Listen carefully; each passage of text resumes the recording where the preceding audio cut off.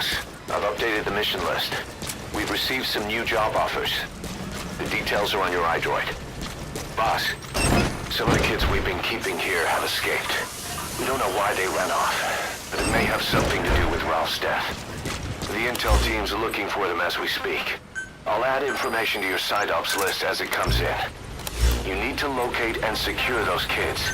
I'll try to find out what happened. Pequot, arriving shortly at LZ. The ethnic cleansing parasites attempt to rob man of his words. Such irony. It was the vocal cord parasites that gave words to him in the first place. Ancient man had no language, unable to produce complex sounds due to the structure of the throat. He could communicate only through simple vocalizations and gestures. Then the vocal cord parasites infected his larynx. Man's transition to walking upright did not gift him solely with intelligence, but also with his voice. At the time, the vocal cord parasites never harmed man. They merely took a small measure of nourishment. In fact, you could call it a symbiotic relationship. Some animal species use particular vocalization patterns to attract a female and reproduce. Songbirds, certain insects, and also the vocal cord parasites. The difference is that the parasites themselves did not produce sounds. Rather, they had their hosts, man, do it for them. Once secure on the human host vocal cords, a male vocal cord parasite caused the host to produce a certain sound pattern, something like a warble of a bird. Meanwhile, females parasitizing other host pharynxes need only wait. Upon hearing the sound pattern of an attractive mate, they would manipulate their hosts into making contact with the person it came from. The female traveled through his host's saliva to the other host's vocal cords, where the male was waiting and the pair copulated. We can only imagine how the female manipulated his host, but it was probably through smell. Smells traveled directly to the limbic system via the olfactory cilia in the nasal cavity. Volatile compounds released by the female would stimulate the limbic system, which controls instincts, making the host feel amorous. This kind of sexual selection naturally led to competition between the male parasites. Males that had their hosts produce sounds perceived by females as more attractive succeeded in copulating and producing offspring.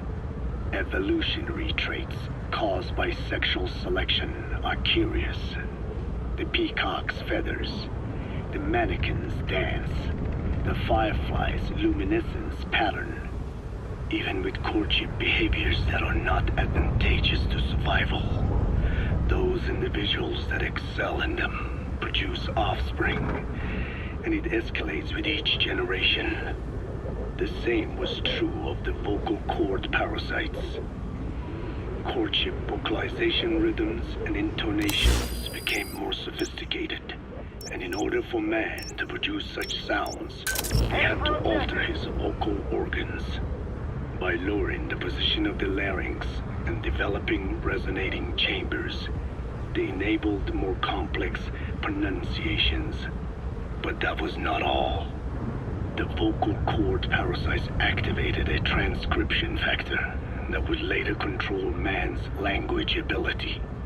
A protein that, due to its appearance, is called forkhead box protein P2, or FOXP2. Activating this transcription factor led to the development of brain function capable of creating sophisticated frequency changes. This was the pinnacle of the vocal cord parasite's prosperity. However, this sophisticated pronunciation control was too useful for man to ignore. Once human sexual activity ceased to be only seasonal, and having lost pigment-based sexual characteristics, distinctive vocalizations became the most effective means for humans to attract mates as well. Combined with logic pathways hardwired into the brain, or universal grammar, it was not long before advanced communication was possible. This was the birth of language. Luckily for man, it was around this time that a particular retrovirus was circulating. While not lethal, it infected not only man, but the vocal cord parasites as well. It is presumed that this virus removed part of the parasite's DNA and reverse transcribed it into man's reproductive cells. It was a vector. Among the genes it transcribed were the ones responsible for the production of language. The vocal cord parasite's vocalization genes were written into the human genome. The parasites were no longer of any use to man now. Man could use his voice as he pleased when he pleased, hindering the parasite's courtship vocalizations.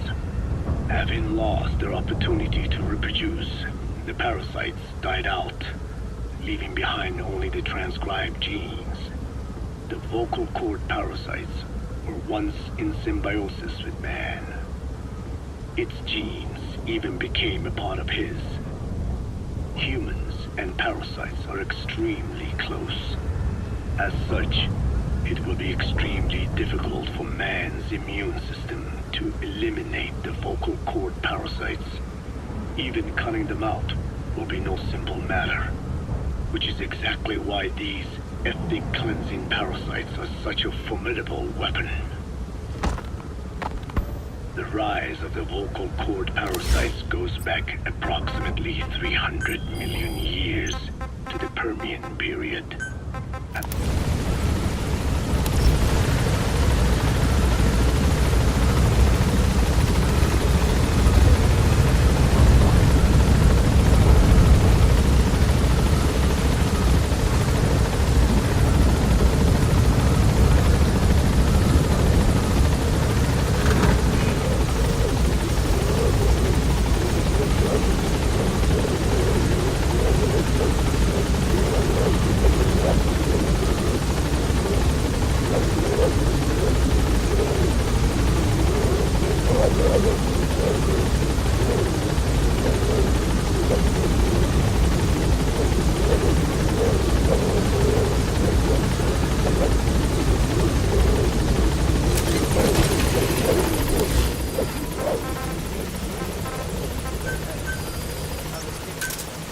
Roger.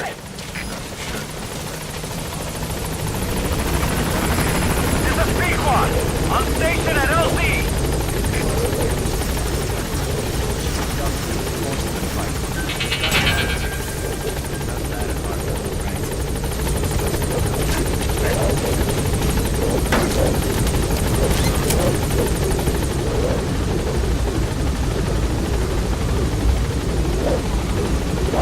Gaining altitude.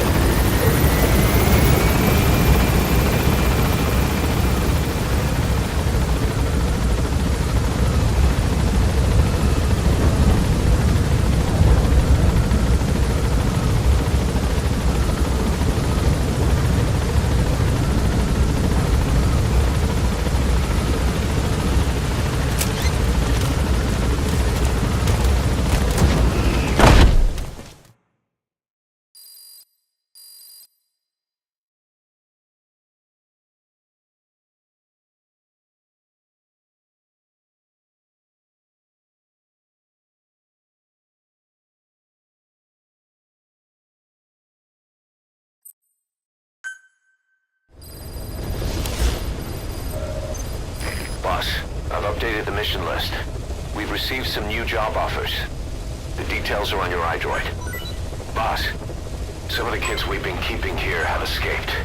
We don't know why they ran off, but it may have something to do with Ralph's death. The intel teams are looking for them as we speak. I'll add information to your site ops list as it comes in. You need to locate and secure those kids. I'll try to find out what happened. Boss, we need you to get back a film canister one of our informants hid in the field. He was working under my orders to investigate the extraordinaries that showed up in Cyprus. The man on fire and the floating boy that keeps showing up where they're not welcome. Apparently they were the subjects of some top-secret research conducted by the Kremlin. Unfortunately, that meant our informant drew the attention of the KGB's Directorate S, and they took him out before we could make contact. The good news is he placed a report in a film canister and hid it somewhere in Spookmake Keep. Just before he died, he transmitted VI of the hiding place to us, but the data was cut off partway through. The image is far from clear, but it might provide the clue you need. We'll be analyzing the data further to try to clear it up, but for now, get to Spookmake Keep. The KGB have already dispatched a Spetsnaz squad to retrieve that film canister and cover the whole thing up. Boss, there's no time to waste. Head to Spookmake Keep and use the VI as a clue to find and retrieve that target. Why was Sahelanthropus mobile? How are the man on fire and that kid connected to Skullface's plan? If we can just get that report, we can blow it all wide open. Then we can shake off the last remnants of Skullface and the phantoms he left behind.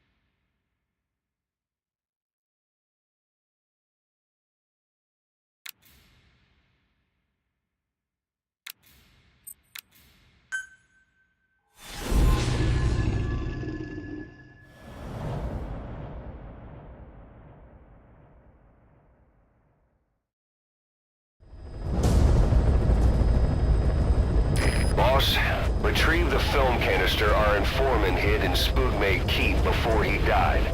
It contains vital information on Skullface's plan. For now, our only clue is the garbled photograph the informant tried to send us before the end. We're working on analyzing the data, but there's no time to wait.